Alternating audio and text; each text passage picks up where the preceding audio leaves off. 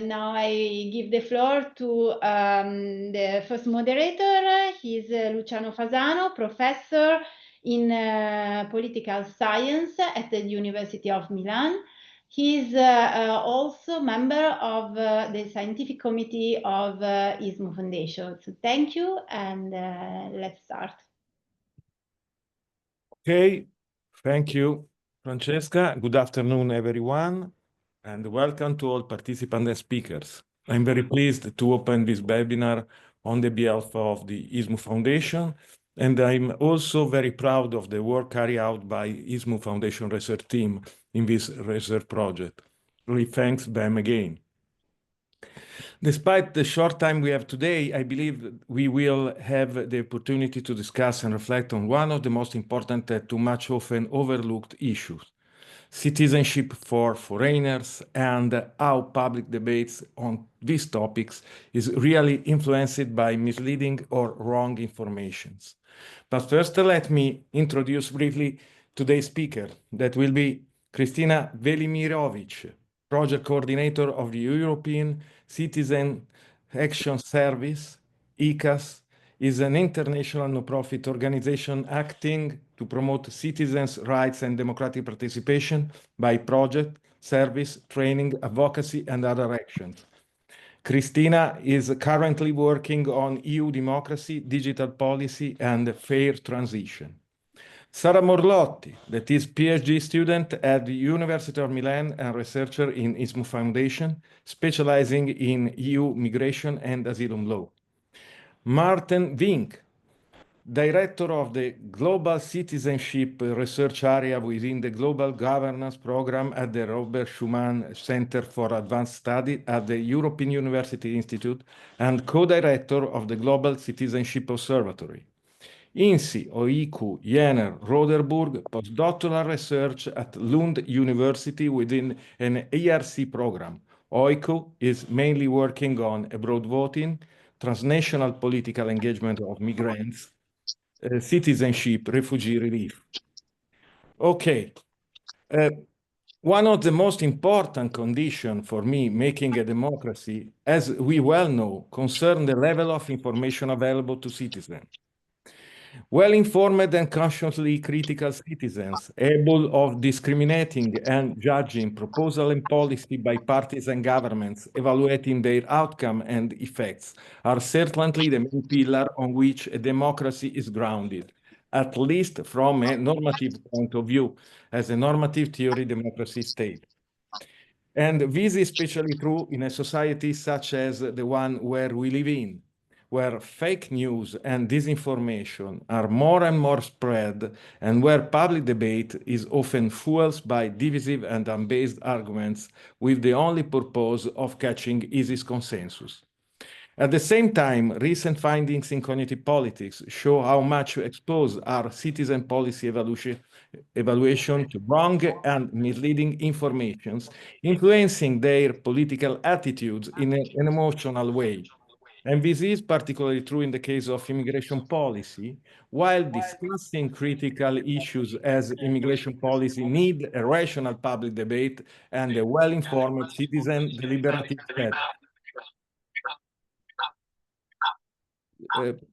There is a wrong sound. It came back. Yeah, thank you. Speaking about citizenship means speaking about identity, belonging, and recognition of a political and social also community. It's not merely a legal status, but a political and cultural choice that define who we are, what we want to be, and in which model of democracy we trust. Who has the same rights as me as citizens of my state, and why?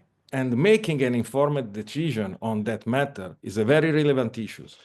And even more, it is so in a political context characterized by strong ideological polarization, mainly when the issue is as complex as immigration policy.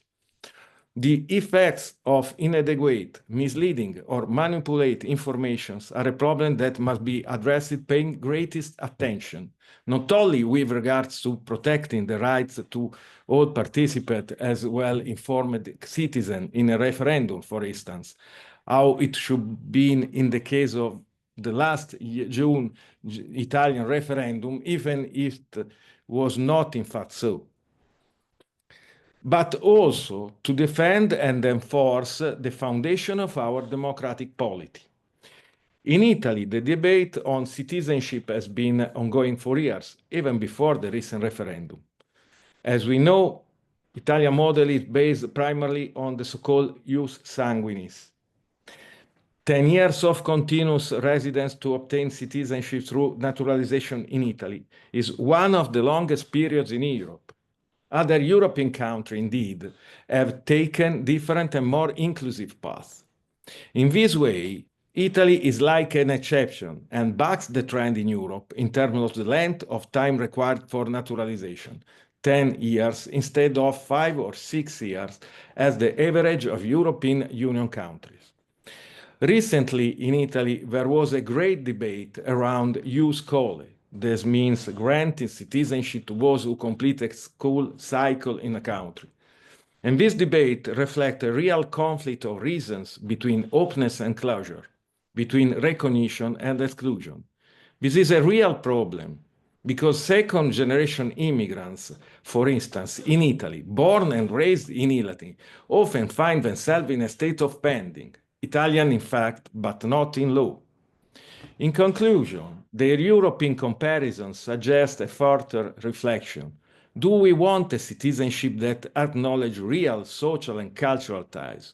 Or do we want to keep it as a privilege for a few people? At this purpose, I think it would be also helpful reaching a major harmonization of citizenship criteria for foreigners, at least among main European countries.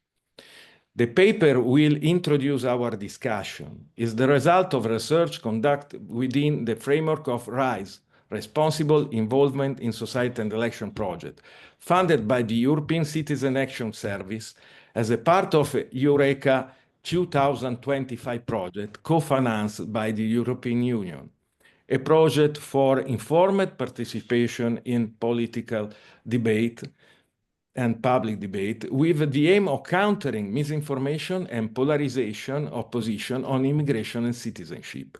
We hope that this contribution will be helpful for a more informed and critical understanding of the current regulatory framework in Italy, compared to that of other leading European countries. At stake now is not only the idea of inclusive citizenship, but also the possibility of restoring strength and legitimacy to our democratic polity. Because citizenship for foreigners is a sort of gateway. Deciding who can cross it means deciding in what kind of society we want to live. And one day we may discover that a society enabled of integrating foreigners may not be a good society for us either. Okay. I will stop here, and now let me giving the floor to Kristina Velimirovic. Please, Kristina. Thank you so much, Luciano, for this introduction. Thank you, Francesca, also for having me here. It's a pleasure to be here on behalf of European Citizen Action Service, or ECAS. As you already introduced, we are international and Brussels-based nonprofit and NGO with European membership. And our mission is simple, but yet very vital. We want to ensure that citizens are truly at the heart of the European project. So over 30 years, we have been working to promote and defend citizens' rights, to empower people to exercise these rights freely and effectively in the EU, whether that means helping them navigate EU freedoms, access cross-border services, or make their voices heard in the EU decision-making. We work within two main pillars. That is freedom of movement and digital democracy, which also includes our efforts to combat disinformation. And as part of our re-granting scheme to EU-based members, we have enjoyed a fruitful collaboration with ISMU over the years, which continues to strengthen our shared commitment to fight disinformation and promote EU values. Finally, I think that today's event is a very important reminder that citizenship as such is not a passive status, but an active participation in our democracies. And hence I look forward to hearing more about RISE project findings, on the status of citizenship in Italy, as well as comparative perspectives in other EU countries in this distinguished panel. So thank you again, and I wish you a fruitful discussion.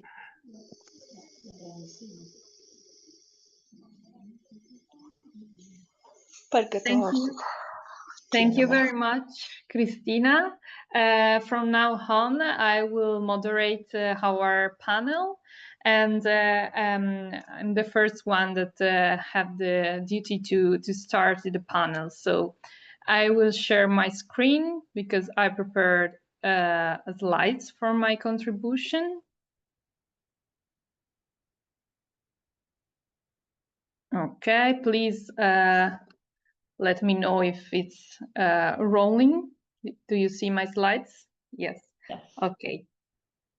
Okay, thank you. So my contribution is focused on citizenship debates and legal framework in Italy, insights from the RISE project. So a little bit on the content of my presentation. First, I will focus on the RISE project, the objectives, methodology, and findings from the research.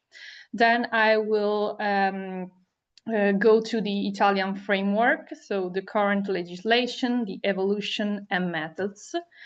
Then I will refer a little about on the European context, so the statistics, the comparative analysis and different approaches. And then to finish with a little reflection from a sociological point of view on citizenship dimensions, so the formal, the substantive one, and symbolic aspects of the citizenship. First of all, the RISE project by the ISMU Foundation. As Luciano said before, the RISE project is the aim to a responsible involvement. The project targets new citizen, young people, and journalists and researchers to promote a collective and multidisciplinary citizenship debate around the referendum on naturalization that was held in Italy in June. For this project, we thought about two different aspects. First of all, the participatory approach. We prepared an interactive online quiz with several questions. And then we prepare a website, a web page with materials and again, public webinars to actively engage citizens in the debate. All of these aim to fighting the disinformation, so focusing on combating the polarizing narrative and spreading accurate and verifiable informations. Moving on the quiz result and participation. We had more of 1,500 total participants on the quiz, 1 month of viability of the 11 questions with the multiple choices. And our predominant age group was between 36 and 64 years old. We discovered that our public, as an ISMU Foundation, has a solid had a solid understanding on the requirements under the referendum scrutiny. So our public had good awareness of the current citizenship criteria, the administrative procedures, and the rights and duties linked to the citizenship. Critical areas that we notice are significant misconceptions in some specific aspects of the legislation, such as the annual acquisition numbers that was underestimated by the public, a little bit of confusion about the foreign voting rights, and a misunderstanding about the same-sex marriage right connected to the citizenship. We discover also that our public had a good level of comparative awareness of different European residence requirements. As Professor Fasano said before, in Italy, we have stringent requirements of denaturalization, and there is an awareness of national differences also between the other member states. Now we'll focus on the Italian framework evolution. So starting from the royal decree of the beginning of the centuries, as you know, our principle is the Ius Sanguinis I, sadly was constructed in the patriarchal model with some gender discrimination in acquisition that was overcome with the Repubblica Constitution and some rulings of the Constitutional Court. The main law that is our organic law on citizenship is the one of the 92. That was an organic reform with the abolition of the gender discrimination and the systematization of the criteria on naturalization. The residence requirements was up to 10 years. Today, we have a sort of legislative stability because the law is substantially unchanged, even if Italy became a country of immigration, but Ius Sanguinis is still central. These four are the actual methods of acquiring citizenship. As I said before, the principle of the Ius Sanguinis. Then we have a little bit on the limited Ius Soli, birth in Italy from unknown or stateless parents and continuous residence until majority age. Then we have the so-called naturalization, so the prolonged residence, 10 years as a general rules, with some reduced requirements for citizens of the European Union and for refugees. And then we have, of course, the acquisition by marriage or civil union, that is basically have the same consequences on the time of 2 years residence after the marriage, with some exception in presence of children. This method of acquisition reflects on the data. So here we see in 2023 the citizenship acquisition statistics. As you can see, about half of the acquisition derived from parental transmission or declaration at majority age. And we have, of course, as a cause effect, the variation by the country of origin. So from citizens from Argentina and Brazil, predominantly acquire citizenship by Ius Sanguinis for descendant. And for example, other Moldova and Ecuador are mainly by residence, so naturalization. In the paper that will be released today, the final paper of our project, there is a part analyzing the reform proposals and integration requirements that underline these aspects. Numerous bills have proposed introducing the moderated forms of Ius Soli, so birthright citizenship, and education-based pathways for children. On the other hand, most reforms have focused on reducing the standards on naturalization period. And all the reforms focus on the economic integration standards, the civic knowledge requirements, and I think that we note, and I want to underline that the reform proposals have emerged across the political spectrum. So that means that the reform on citizenship have a widespread recognition in modernizing in some way the framework. Despite that, the legislative measure that come to life after the 92 are some sort of very specific aspects, are not like organic or substantial reform. The only one I want to underline maybe it's the last on 2025, that is the more recent reform on Italian citizenship regarding, again, the ius sanguinis criteria. So we tightened the connection with Italy. And now people that have a parents or maximum a grandparent born in Italy can apply for citizenship, Italian citizenship.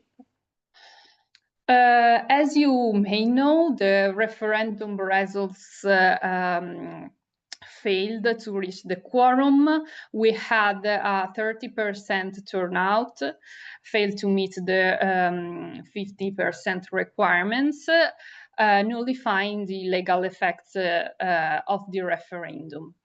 That's why, mainly because there was a great abstention, as you can see here in gray.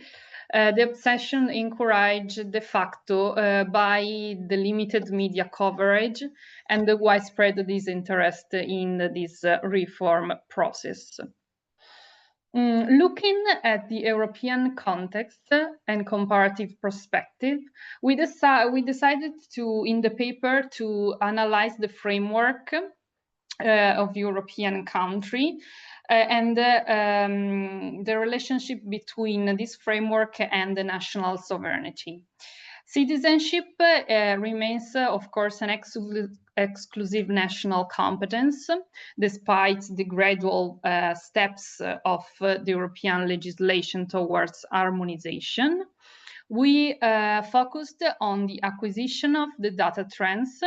For that part, I encourage you to read through the papers in the part written and edited by Giorgia Papavero. There is, which I thank you. She is a senior researcher on this, the statistical sector of ISMU Foundation. We choose as a key country comparison Spain, Germany, and France, apart from Italy, of course. And this approach leads us to understand in depth the legal framework evolution and try to study the recent developments influences national citizenship policies, while of course respecting the state sovereignty principle. Sorry. Focusing on the little comparison, these three country-specific patterns of new non-EU citizenship acquisition. For Spain, the dominance is geographically close, Morocco, and culturally connected countries as Venezuela, Colombia, Ecuador, and Honduras. For France, we noticed that the majority of citizenship granted to people from the North Africa, representing the communities that have been present for several generations in the national territory. And then in the end, for Germany, the West Asia. So recent refugee and asylum flows significantly influence citizenship patterns, with Syria dominating the recent acquisition. Moving from the data to the legal framework, I try to connect these two aspects. So as we can notice, for Spain, the main countries are the one of Latin America, the South America. And in Spain, there is a 10 years requirement, but with significant reduction based on cultural and historical ties to this specific region. So that's why we see that data before. For France, we can call it like an educational-based approach, because France applied the moderate ius soli with emphasis on the Republican values and educational pathways to citizenship. For France, there is a 5 years lawful residence reduced to 2 for graduates of who study in France. For Germany, instead, I call it the integration model, but I'm sure that the professor that will focus on the Germany cases maybe can deep in that. The recent reform was to reduce from 8 to 5 years the criteria for denaturalization. In this context, where is Italy? The Italy's model. I call it the established communities and ancestry, but I should maybe add unintentionally ancestry, because at the end, with the 10 years resident requirements, the civic integration requirements remain secondary. And we can say that Italy is in some way contrary to reform trends in other European countries. So the consequences is that in the end, in Italy, long-established migrant communities and ancestral connection drive the citizenship acquisition in Italy. We can see the Albania, Morocco, are the main migrants community present in Italy. And then we have Argentina and Brazil that are the main country of immigration of Italians back in the days. What we can say, first of all, the bureaucratic aspects prioritize over the social inclusion indicators. And there is, unfortunately, a risk of excluding well-integrated individuals rather than the merely descendant one. For the conclusional part, I want to underline you there is a very interesting part on the paper written by Soumaya Abdelkaher, that I thank you for the reflection from a sociological point of view in regard to what does it mean to be a citizen.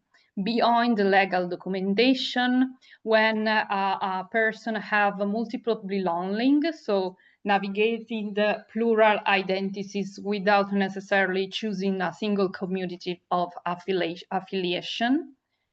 And Soumaya write a very interesting reflection on the alignment of formal, substantive, and symbolic dimension. There are, in this case, 3 citizenship dimensions.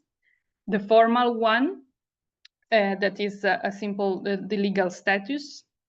The substantive citizenship, so the actual exercise of rights and capacity to participate in the community.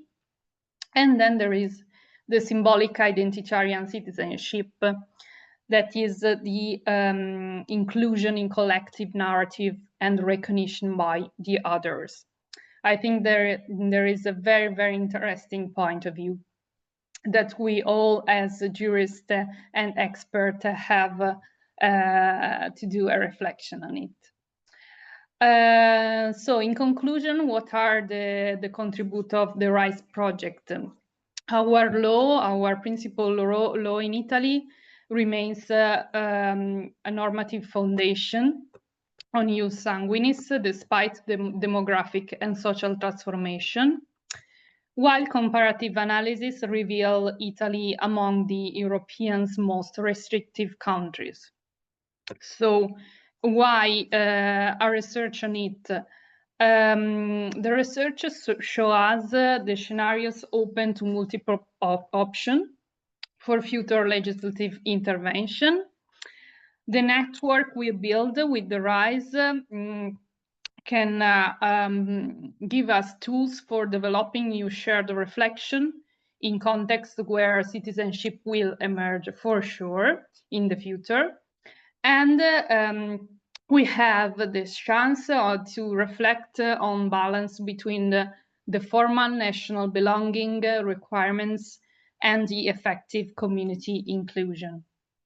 I want to let you, and I'm finished with this this citation from the Rice paper that I find very, very interesting. Knowledge must precede choice, with scenarios kept open to multiple options. The task of research remains that of nurturing public awareness, creating the condition for every political choice to be based on knowledge and shared responsibility. So I invite you to read through the paper, and that's all from my side. Thank you for the attention. Now I have the pleasure to give the floor to our second speaker of the panel, the Professor Maarten Vink, Chair in Citizenship Studies and Director of the Global Citizenship Research Area within the Global Governance Program at the Robert Schuman Center for Advanced Studies at the European University Institute. Thank you, Maarten. The floor is yours. Thank you, Sarah. Can you hear me well and see the screen? Yeah.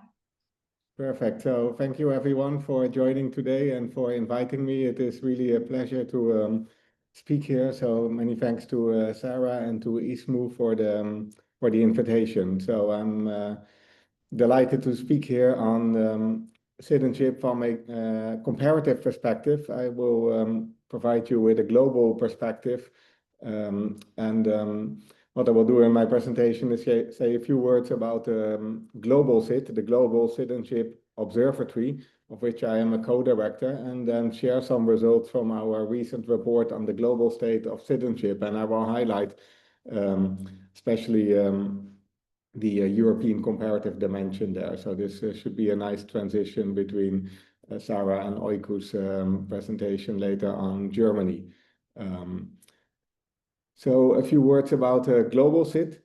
First of all, you can find our website at globalcit.eu. This is a non-partisan and fact-based citizenship expertise network. We are based at the European University Institute in Florence, but we are a global network extending to over 500 people working on citizenship around the world, and we cover up to 200 countries in our databases. On Global CIT, you find a lot of information on exactly the topic that we are discussing today, so citizenship law. We monitor the developments with regard to the regulation of the grounds for acquisition and also the loss of citizenship as a legal status. In addition to the data that I will talk about in a moment, there are many other things that you can find on our website.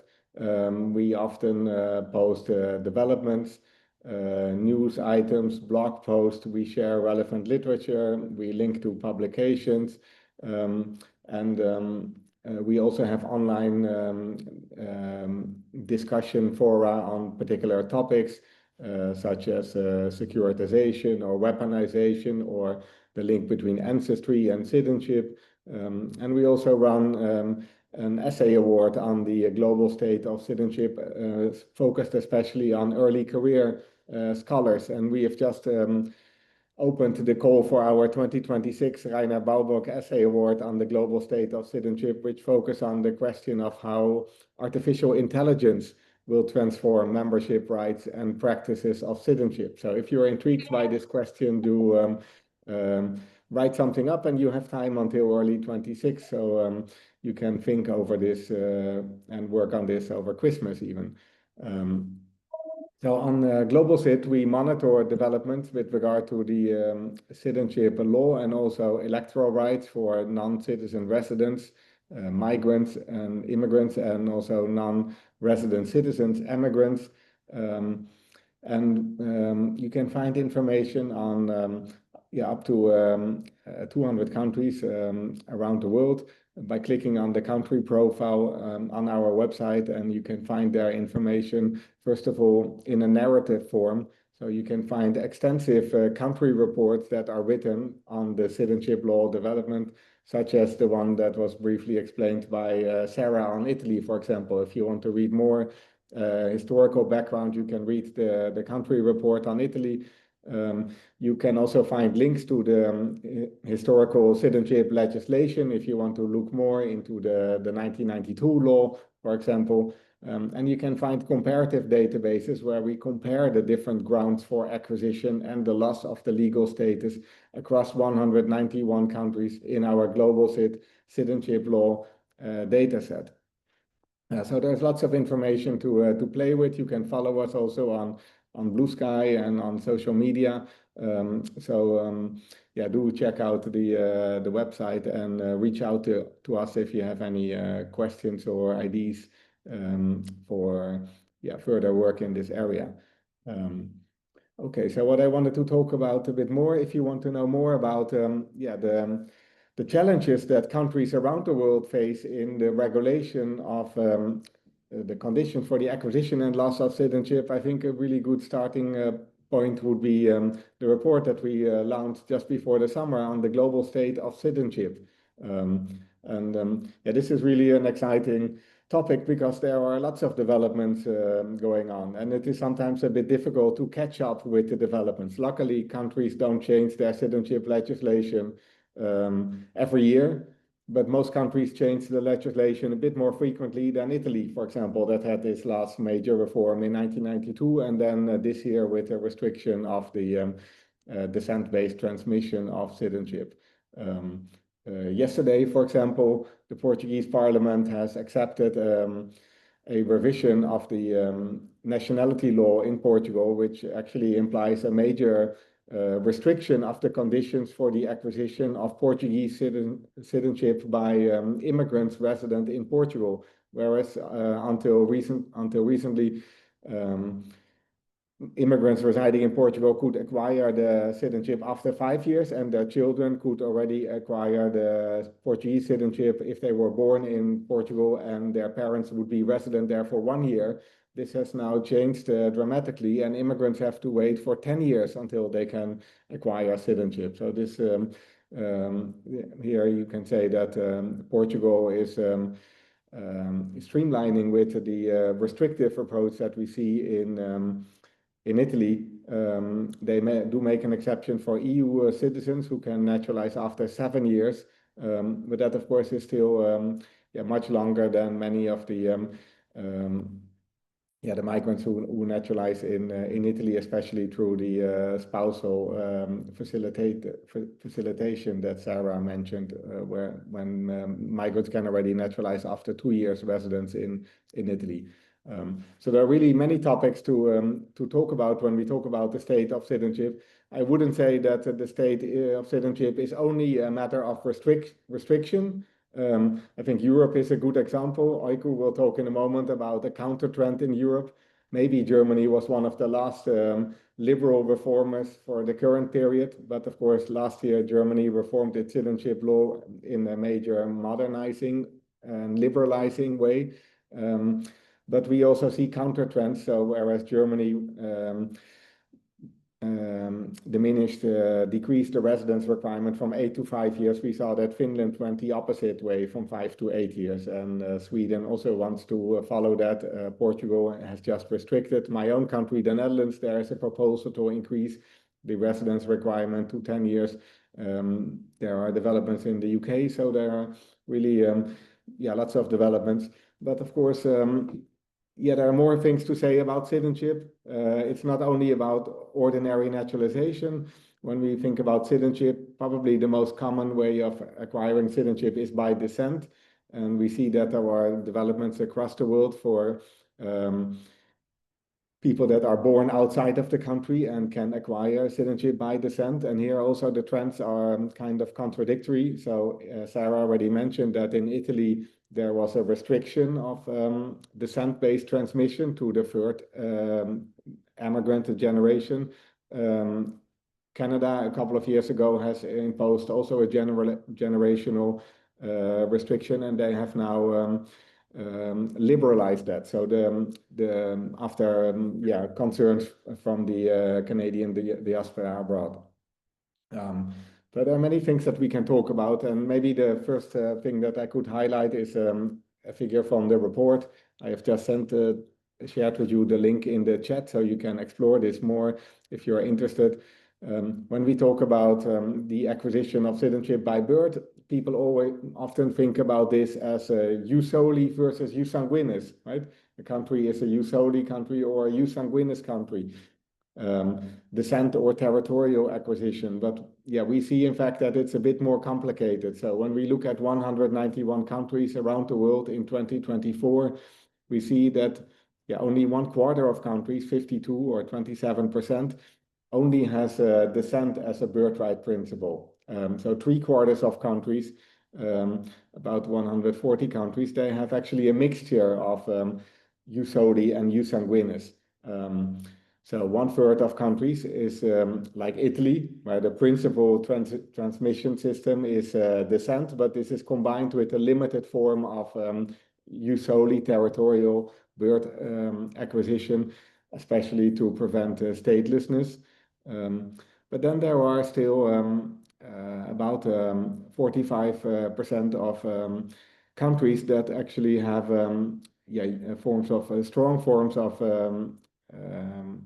jus soli combined with descent.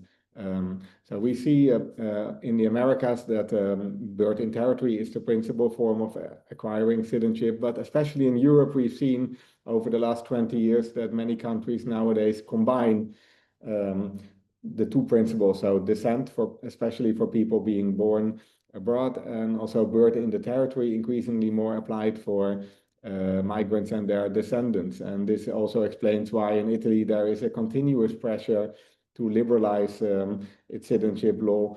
Earlier there were discussions on jus soli, now there are discussions on jus scholae, as Luciano already mentioned, and as long as the law is not modernized, adjusted to the current demographic reality, these political pressures will maintain. And even though we see restriction of conditions for the first generation, my expectation is that this mixture of jus soli and jus sanguinis will remain in place and arguably strengthened. As I already mentioned, when we look at the global picture, we see that the Americas really prioritizes the territorial birth principle, jus soli, unconditional acquisition for children born on the territory. Even though, of course, in the United States, this is currently under fire, right? One of the first presidential executive orders mandated by Donald Trump when he came in office was to restrict the interpretation of the 14th Amendment, and this will be up to the Supreme Court in the US to see how this will develop. But in Europe, if you look closely at the picture, you will see the light blue, which means that most European countries, especially Western European countries, apply a combination of descent-based transmission with some form of facilitated acquisition for the second and the third generation, the descendants of immigrants. Italy is still in gray there. Well, one trend where Italy for sure was an early modernizer is dual citizenship.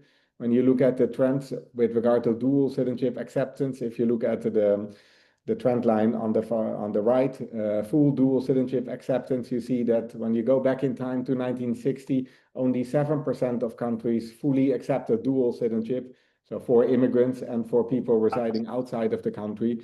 But nowadays, half of the countries around the world fully accepts dual citizenship for both categories, for immigrants and for emigrants. And this was something where Italy also already liberalized in 1992. And we see that now only 1 in 5 countries fully restricts dual citizenship, and there are also countries that apply a mixture of dual citizenship acceptance. This is something that where the trend clearly has been one directional, and it is very difficult to see this reverting. We see relatively limited counter pressures, and this is also because it is very difficult to take away people's rights once they have the right to dual citizenship. And especially there's a lot of political pressure from the diaspora abroad, who in most European countries for sure have also voting rights. So people are very reluctant to have their dual citizenship rights restricted when they reside abroad. And often the pressure for dual citizenship reform, first of all, comes from the diaspora, and then is translated to the immigrant dual citizenship. Maybe Germany is the exception here, where I think the immigrant pressure was also very strong, but Oiku will say more about this, I expect. Well, one topic that we highlight in the report, which is gladly speaking not a major issue anymore in Europe, is gender discrimination. Again, this was already mentioned by Sarah, that when you go back further in time, and actually not so far in time, often many countries applied restriction. This also had to do with dual citizenship, the idea that when a woman would marry a foreign husband, she would automatically acquire the citizenship of the husband and lose her citizenship of origin, and would not have an autonomous right to transmit her citizenship to the child. I'm not saying that in Europe there are no gender issues anymore. So there are for sure concerns in family law with regard to different compositions of family. You can think about same-sex marriages, adoption, childbirth to ART, so special fertility techniques, where gender and family are still a concern. But the outright sex discrimination is something that we still see in parts of the world. 1/4 of countries has gender discriminatory rules, but in Europe, those have mostly disappeared. Well, when we look at the residence requirements for ordinary naturalization, we see actually a large variation when we look at all countries around the world. When you look at all countries around the world, what we can say for sure is that the most common requirement for residence-based naturalization is 5 years. This is the case around the world, and this is the case also in Europe, where this is the most common requirement. The global mean, however, is higher because there are countries that, such as in Europe, there are quite a number of countries that have a higher requirement, up to 10 years, which is the maximum requirement, residence requirement allowed by the European Convention on Nationality, such as in Italy, 10 years, but also Austria and Spain, even though in those countries, especially Spain and to a large extent also Italy, many people acquire nationality through facilitated procedures, either because they are from a specific origin country or through marriage. That is less so the case in Austria. But you see that there are 15 countries in Europe out of the 41 that we include that have a 5-year requirement. So about 1 in 3 has 5 years. And then in Africa, there you see some exceptional countries where they have requirements that are much higher than 10 years, 20, 25, 30 years, which really signals that there is no such thing as ordinary naturalization, right? So this becomes really the exception rather than the norm. I'm mindful of my time, so let me share a few last ideas from the report. So in addition to residence, of course, there are many elements of the citizenship law that are relevant that we should take into account when we want to talk about how difficult or how easy it is for somebody to acquire citizenship.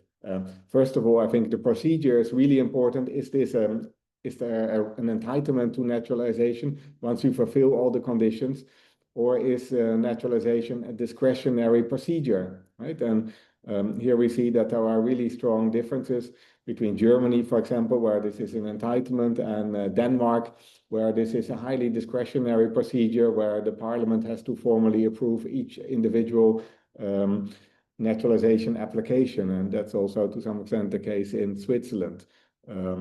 Then countries, of course, have varying language requirements. We see that in Europe, most countries have a language and some kind of integration requirement, and many countries also have formal tests for that. That is a bit lower when we look at the rest of the world. And of course, there are also economic requirements where migrants may have to fulfill a certain salary requirement or have to pay a high fee, such as in my own country, where it costs up to 1,000 euro for an individual application. Belgium has recently also increased the fee for naturalization to 1,000 euro. Yeah, those are really prohibitive amounts that don't signal that naturalization is a standard element of the migration trajectory, but is something that we exclude for the most well-to-do and maybe capable migrant groups.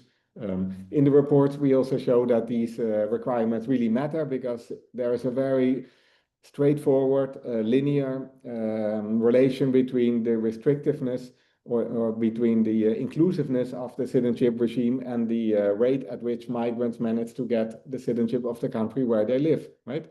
So simply said, the more difficult you make it, the longer you make people wait, the fewer migrants will naturalize. And this means that since this accumulates over time, of course, countries with very restrictive citizenship requirements will have a long-term excluded migrant communities residing on their territory. The final figure that I want to show is when you look at the global state of citizenship, it is not only about citizenship acquisition, but also about deprivation, right? The conditions under which you can lose citizenship.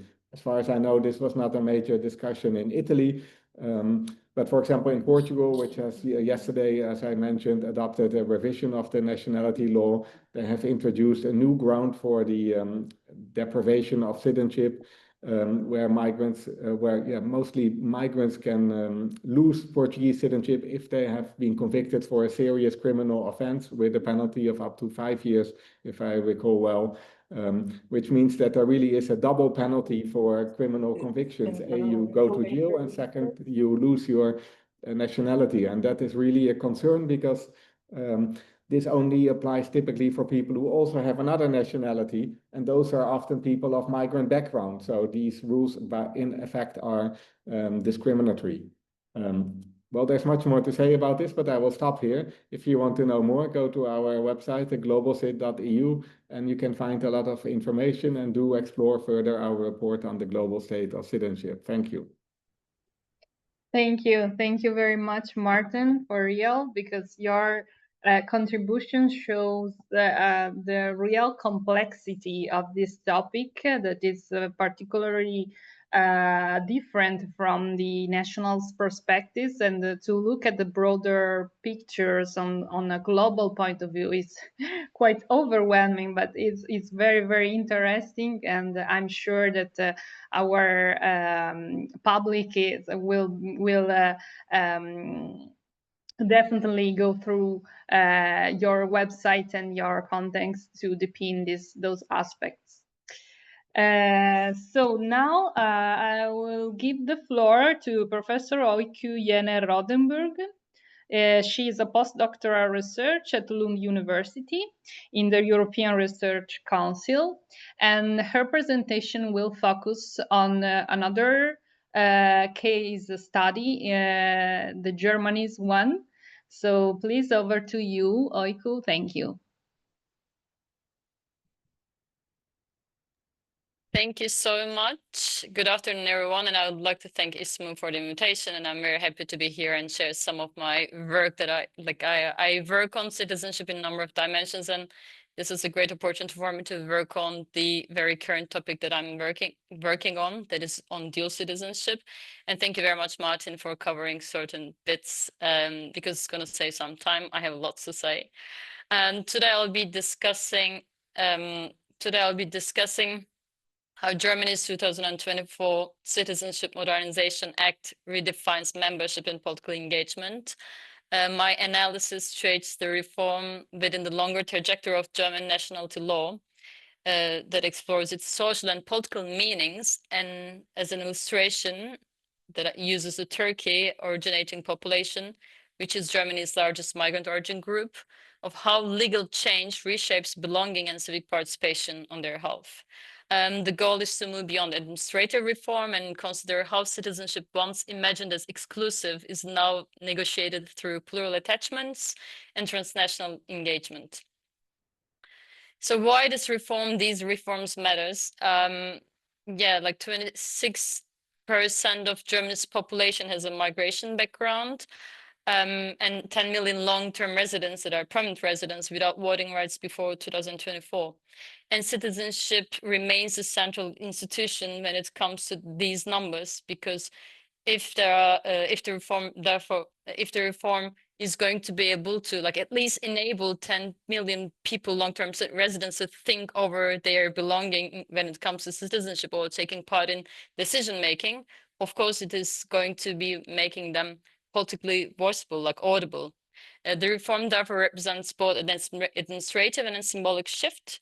So it acknowledges Germany's reality as a post-migrant society, a society shaped by 7 decades of migration, and extends formal inclusion to those previously kept at the margins. Yet, as on the ongoing debate shows, inclusion coexists with anxiety. The reform simultaneously promises a more egalitarian polity and reignites questions about loyalty, identity, integration. Why there is this recent change in the recently changed nationality law that will also show why it is like becoming more an anxiety issue. Yeah. So now I'm moving to my new slide.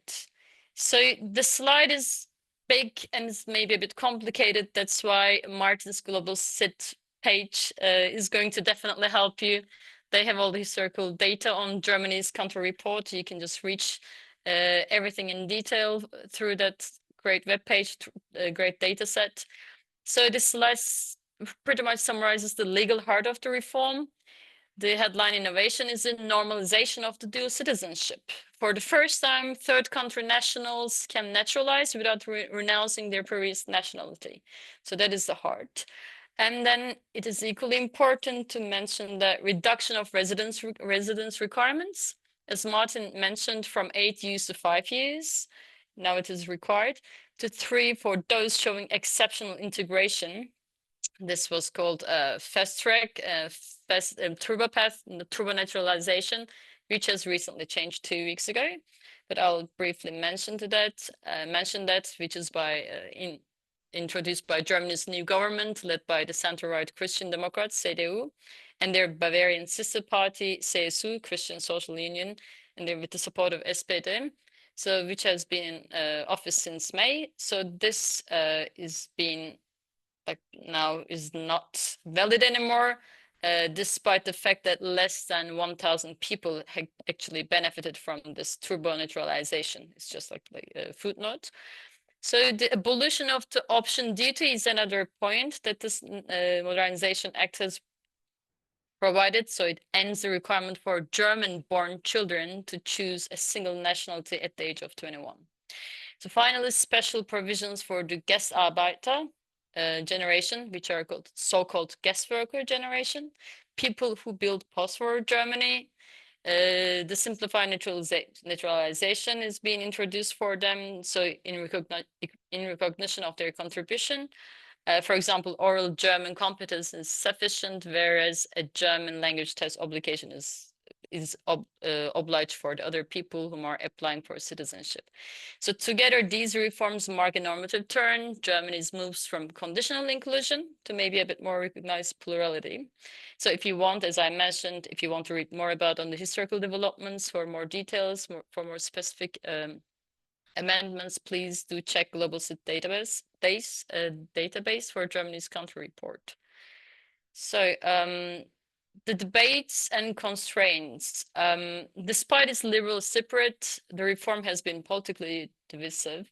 The center-right CDU and CSU and AfD, and they are like believing that this is a devaluation of German nationality that has been mentioned a number of times by even the ministers. And the Interior Minister Alexander Dobrindt from CDU, he declared that the citizenship should be a recognition of successful integration, not an incentive for illegal immigration. He also said it created the impression that the German passport was an offer in some type of special deal.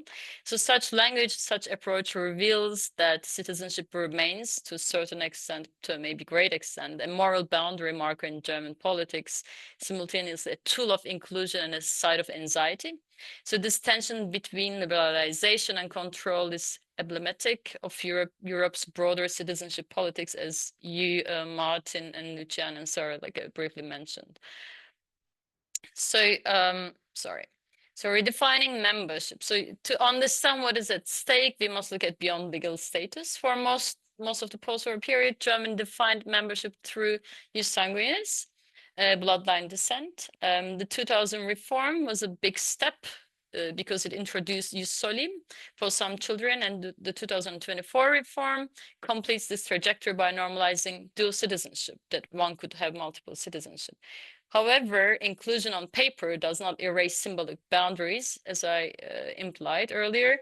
The category of Migrationshintergrund, which is like people with migration background, still marks people as other because it is still in official statistics and still is mentioned in the news, in like any outlet that you can reach that relates to some people that have migration history.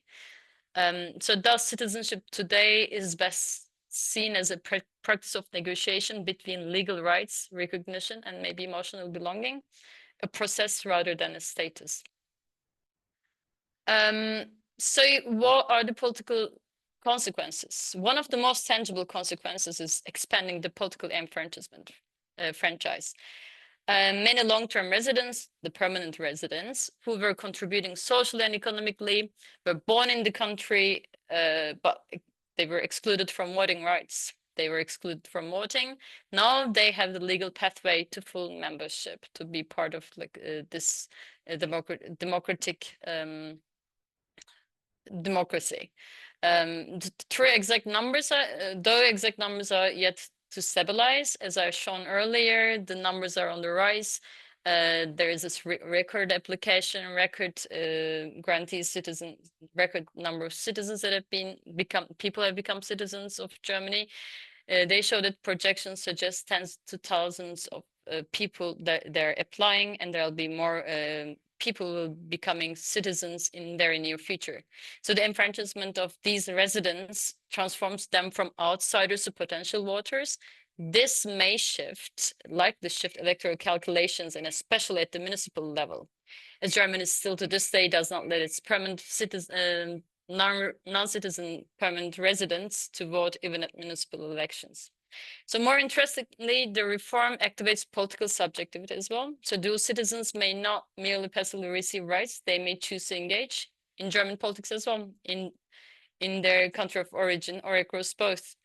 The motivation so far, like that could fall into the civic identity motivations, the ones that they would desire to have a voice, to formalize belonging, to claim representation.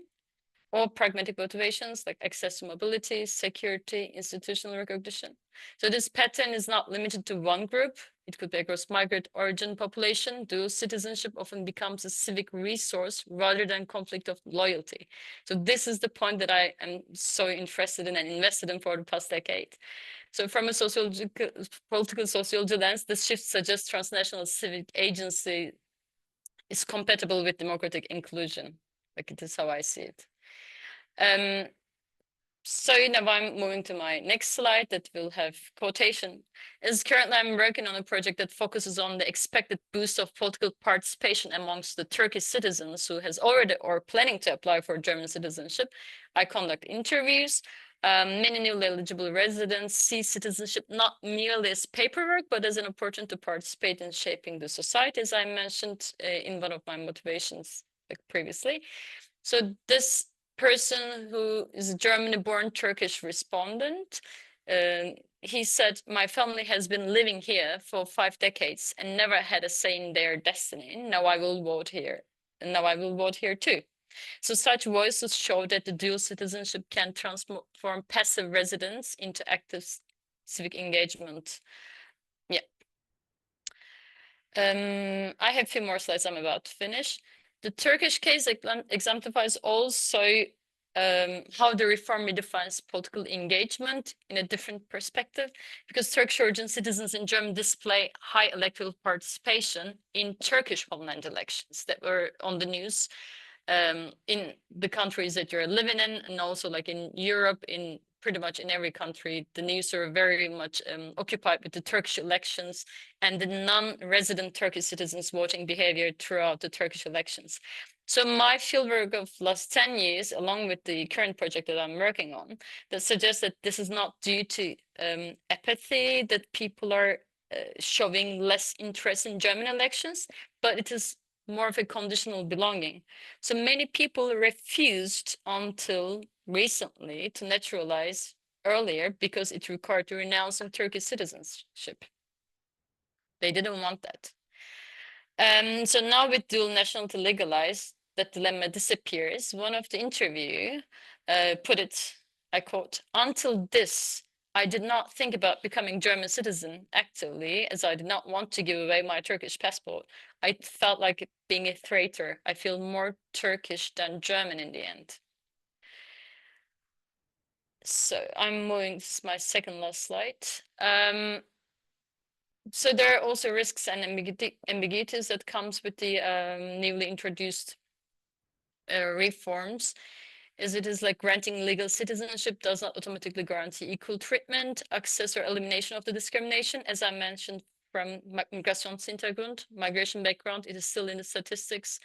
There is also some new citizens may remain second class in this course or face social exclusion, no matter what.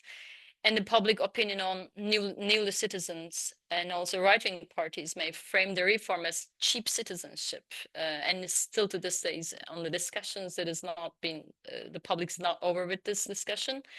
And also it limits in addressing deeper social exclusion. The law addresses legal status, but not necessarily cultural prejudices, racism, or structural marginalization. It is only, it's seen as like a legal status.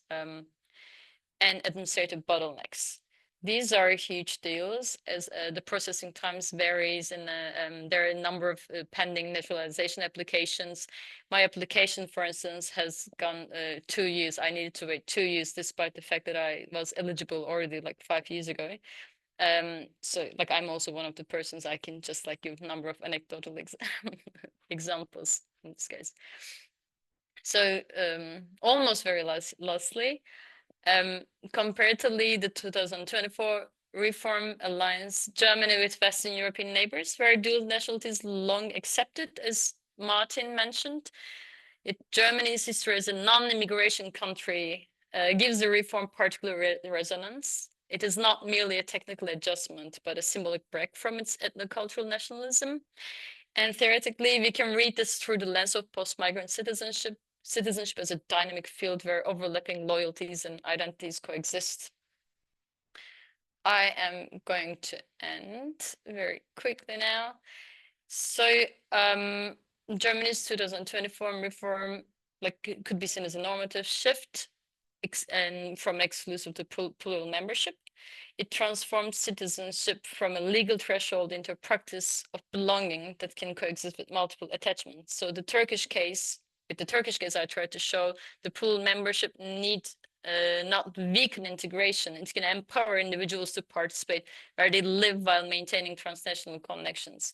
So the key question now is whether these citizens will be politically included, not just formally, but substantively, as active participants in shaping Germany's democracy.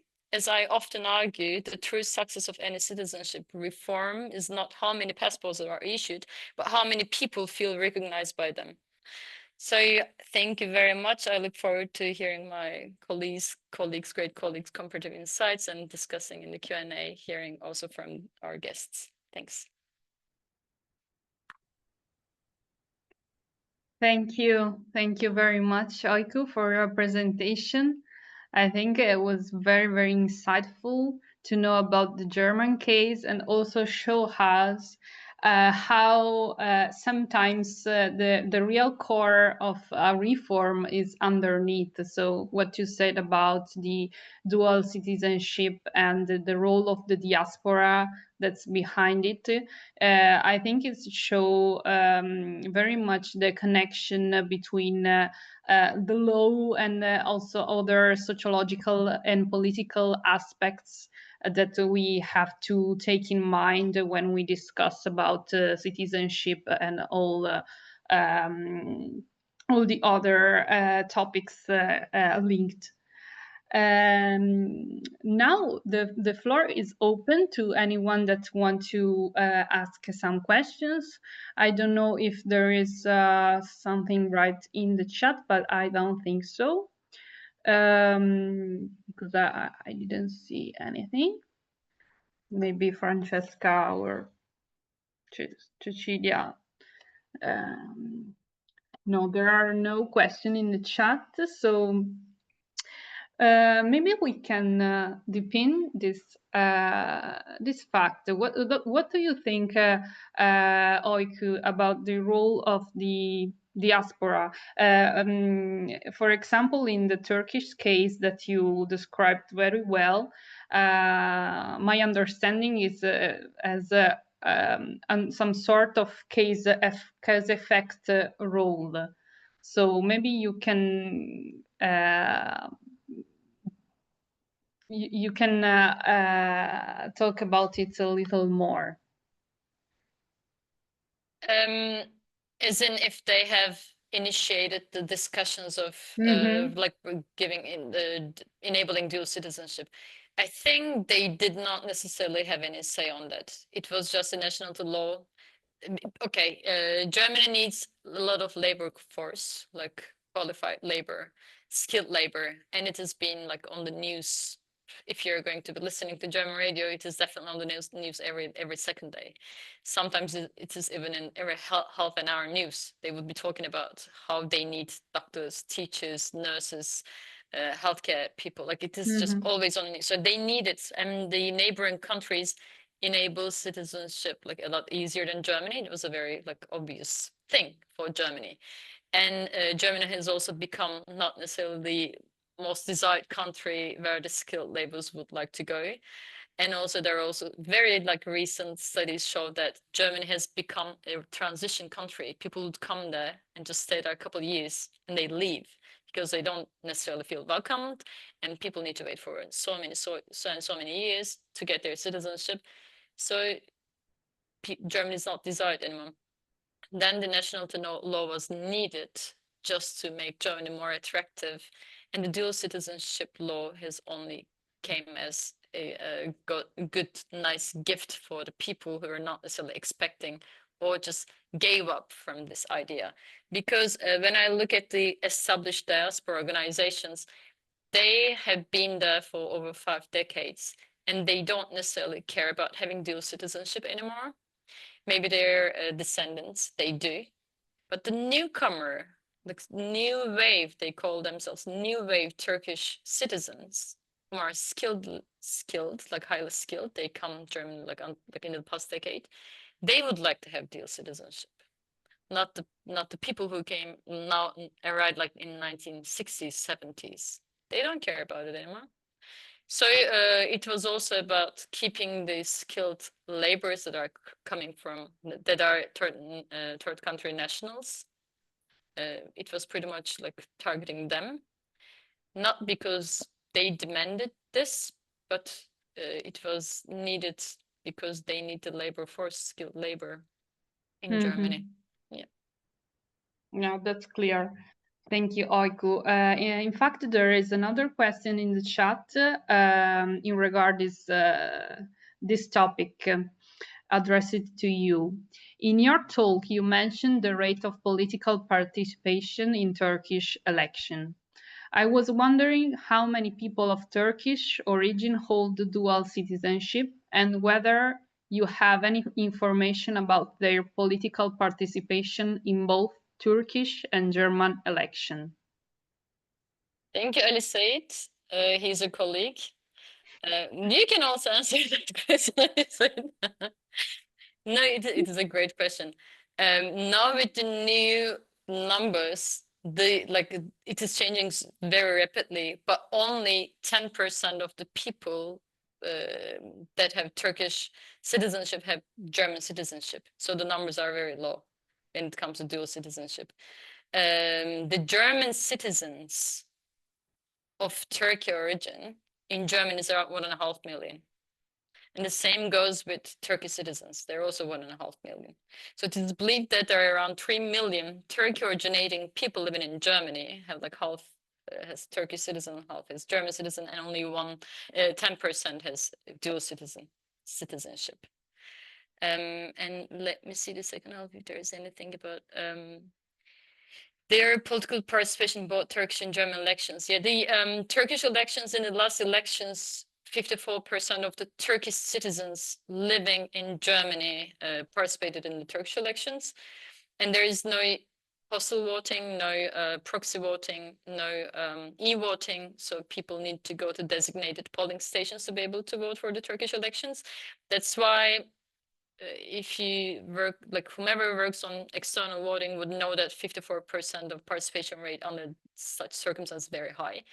So their participation, their interest in Turkish elections is very high. But when it comes to German elections, the numbers vary because there is no special statistics that has been taken for this. There are only micro census, and the numbers don't match. Like I have more than a couple numbers. I don't know that. Like it is not certain. It's also, it really depends on the state. It also depends on the type of the elections. But it is drastically lower than their interest for Turkish elections, that I can safely say.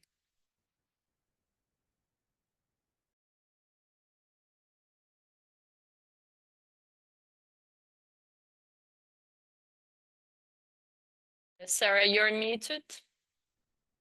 Oh, sorry. Thank you. Thank you. Thank you very much for your reply. A very, very interesting topic. Now there is a question for Martin. Talking about global perspectives on citizenship. We might sociologically deconstruct the term by seeing how tightly naturalization processes are linked to class and power. How would you frame the US gold card that Donald Trump has created to grant citizenship directly and only to the most rich people? Okay, thank you, Felicia, for your question. Let me first answer to the more general point, right? So I think it is, you are very right that citizenship acquisition and the attribution in general is linked to class and power, right? So first of all, when we think about citizenship globally, citizenship reflects the inequality, you could say the value of citizenship, maybe between brackets, reflects the global inequality, right? So there is quite a big literature, substantial literature on global economic and political inequalities and between the North and the South, for example. And this is also reflected in citizenship, right? Because citizenship is an element of the international state system. So in many ways, citizenship consolidates the global order, right? So it is linked to states. States are sovereign to determine who is a citizen, and the value of a citizenship in terms of global mobility, for example, how many countries you can travel to visa-free, holding the passport of a particular country, that reflects the inequality between states, right? So there are currently in the literature strong critiques for that reason, for example, by Dmitry Koshnov, of the concept of citizenship as such, right? I would not go as far because I think also citizenship has strong liberating elements. It is especially linked to democratization and equality within states. So I think we should not throw the baby overboard with the bathwater and get rid of citizenship as a whole. But it's important to realize that citizenship globally reflects differences in class and power between states, and we see this also within states, right? So the more requirements states impose for the acquisition of citizenship, the more unequal it becomes, right? And we have clear evidence in that in the literature. I've done research looking at long-term naturalization rates between Denmark, the Netherlands, and Sweden, and especially in Denmark, where you have to wait a long time, you have to fulfill language requirements at a very high level, up to B2. You need to fulfill an integration test, and you need to fulfill very strong economic requirements. We see that the only migrants who manage to acquire Danish citizenship are highly educated migrants who are also well employed, right? And that means that then citizenship loses exactly its, you could say, equalizing power, right? Because citizenship, of course, is a status of equality, right? As citizens, we all have the same rights, but if the access to citizenship becomes what we call in the literature stratified by education or other kinds of characteristics, ascriptive characteristics of people, such as race or gender, then citizenship loses its egalitarian potential, right? And so this is something that we have to be really aware of. And politicians, unfortunately, are often dismissive of those elements. They keep imposing new requirements without realizing that then citizenship actually will transform in character, right? It becomes really a tool of inequality rather than a tool of equality, right? And I think the Trump example that you mentioned of the golden citizenship, right? And we see this at GlobalCit. We do also research in investor citizenship programs around the world, where we see the same thing. That is, you could say, the culmination of these inequalities and class and power, right? And so I think it is a very bad idea, and unfortunately, it's not the only way to acquire US citizenship. So this is still tied to birthright, and it is still open for migrants. But we can for sure assume that under the current administration, it will be more difficult to become a US citizen, especially because people will be very reluctant to renew their resident status and make appointments with the immigration authorities at the risk of being expelled from the country. I think this is a smokescreen for fraud. It is just the administration hoarding money from wealthy investors, and it is an abuse of the whole idea of citizenship. So I certainly would be very critical of that phenomenon. Thank you, Martin. I totally agree with you. I think it's very, very dangerous to link those two aspects.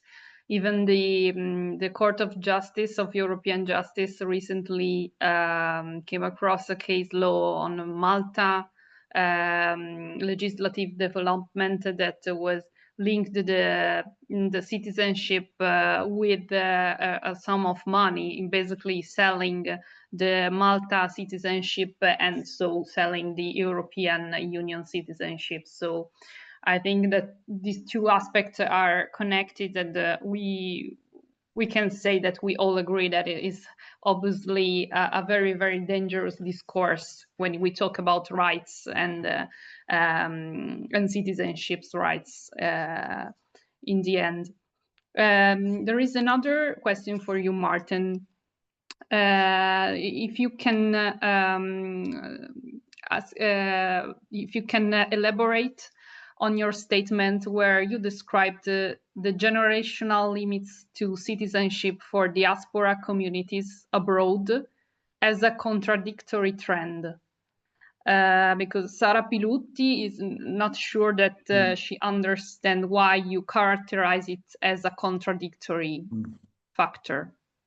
Okay, thank you, Sarah, for asking this and allowing me to clarify. So with contradictory, I mean that we see different trends between countries, right? We see in one country, such as Italy, that generational limits are imposed, whereas in other countries, such as Canada, we see that those generational limits are being taken away, right? So I don't mean that. So that is what I mean, that we have, let's say, contrasting trends. Maybe that's trends. That's maybe the better word, right? And so, and that's something that we see in citizenship law in general, right? We see in Germany that Germany liberalized, diminished the residence requirement, and we see Portugal and Finland increasing the residence requirement. So we see contrasting trends. In general, I think that the idea of generational limits, I think it's not per se problematic. And we see that across countries, yeah, there are many countries that have these generational limits. Yeah, I think what is mainly what is important is that there is an opportunity for people to acquire citizenship if they have a very clear connection with the country. So if they are migrating to a country or if they are the children of immigrants, and I think it is defensible that the link with a country diminishes over the generations once you have moved away, and that countries impose some restrictions there that I think is not in itself necessarily problematic. Thank you, Martin. I see your point. And there is one last question, and then I think we can conclude our webinar. And if you have some questions, please send us and reach us through our website and emails. But there is one last question addressed to Oiku, but is really quite connected that we just said before about generations and diaspora. The question is, in the German context, are there young people that could apply but do not want to apply for citizenship because they do not feel Germany, they do not feel the identity, the national identity? And this is a phenomena that usually the second generation, the new generations often came across in France and also in Italy. So do you have data or some sort of feeling about that? I have some interviews like with people, like some respondents mentioned that they don't want that, and when I ask why you don't want the citizenship, the points that Martin mentioned, the bureaucratic obstacles, and that are like put like a wall in front of people. Like just one example, for instance, that person was born and raised in Germany, has only studied in German schools and universities, like everything is done in Germany, and he wants to get German citizenship, and he applies for it. Then he's told that because he has never worked in Germany at a sector where he's not have his own job, meaning that he didn't really pay for his pension fund, but he earned his money. Like he has buildings, he has so many apartments and so on and so forth. But because he has not had this fund, I think it's called fund, for 5 years, he can't get German citizenship. But he has only lived there. He has always contributed. He has around like 50 people that are working for him. But we like such obstacles that I hear some background voice. Someone else is on. Yeah. Yeah. For instance, this is one example that people are having huge troubles when it comes to getting citizenship, whereas they think that it is their right to get the citizenship because they've only contributed to the community.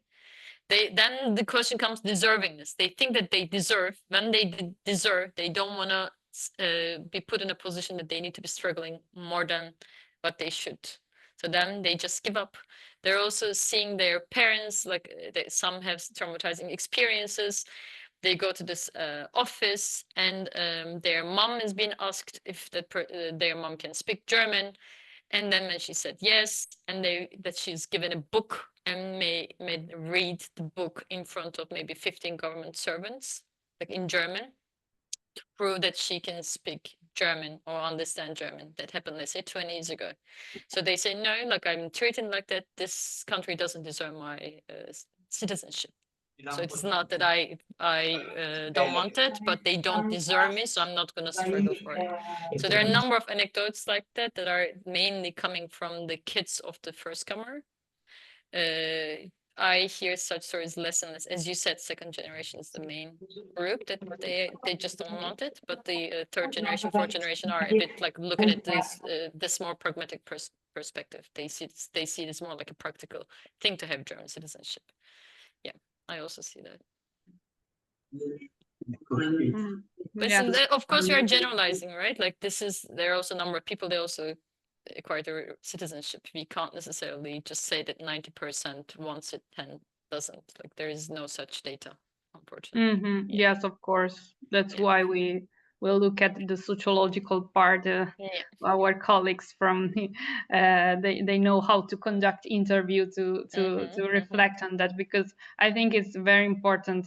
Thank you for the question and the reply on that, to underline sometimes the struggle of the people that apply for citizenship and some sort of problems about identity and the legal access to the citizenship that is in the end is the mother of all the other rights that we have in our democracy.